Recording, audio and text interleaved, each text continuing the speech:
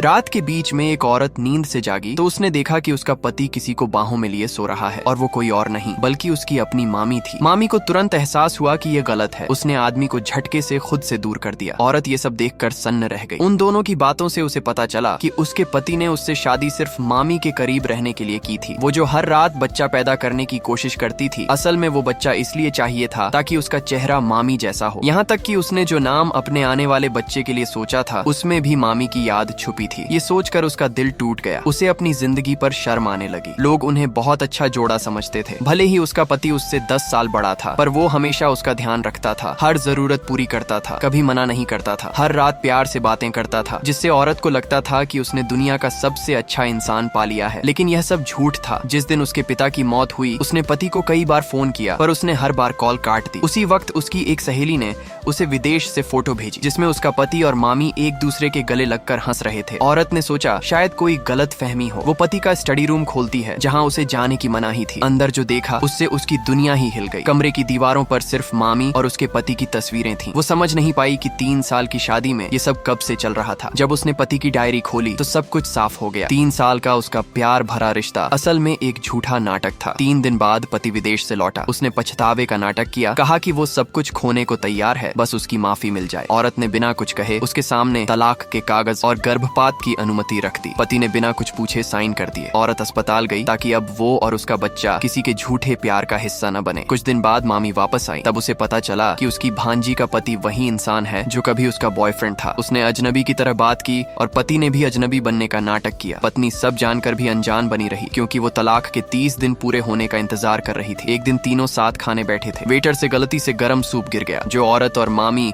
दोनों पर जा गिरा। मामी का हाथ थोड़ा जल गया, पर पति बिना सोचे समझे मामी को पकड़कर अस्पताल ले जाने लगा, जबकि उसकी पत्नी बुरी तरह जल गई थी। मामी को अब अपने की पर पछतावा होने लगा। वो औरत से मिलने आई माफी मांगने के लिए, लेकिन जब उसने उसका हाथ पकड़ने की कोशिश की तो औरत फिसल गई। मामी ने तुरंत उसे पकड़ लिया, लेकिन खुद नीचे गिर गई और बेहोश हो गई। जब औरत को होश आया, वो अस्पताल में थी। डॉक्टर ने कहा अगर तुम्हारा हौसला इतना मजबूत ना होता तो तुम शायद बच नहीं पाती। 2 दिन बाद वो घर लौटी। पति ने फिर माफी मांगी, पर अब उसकी एक भी बात उस औरत को सच्ची नहीं लगी। वो अपना सामान पैक करने लगी। उसी वक्त उसके मामा का फोन आया कि मामी की हालत बहुत खराब है, किडनी फेल हो गई है और किसी की रिपोर्ट मैच नहीं कर रही। पति जबरदस्ती उसे टेस्ट के लिए ले गया। 3 दिन बाद पता चला उसकी रिपोर्ट मामी से मैच नहीं हुई, लेकिन किसी अनजान व्यक्ति की मैच हो गई। बाद में उसे पता चला वो व्यक्ति उसका पति ही था। ऑपरेशन के दिन औरत ने पति को एक तोहफा दिया।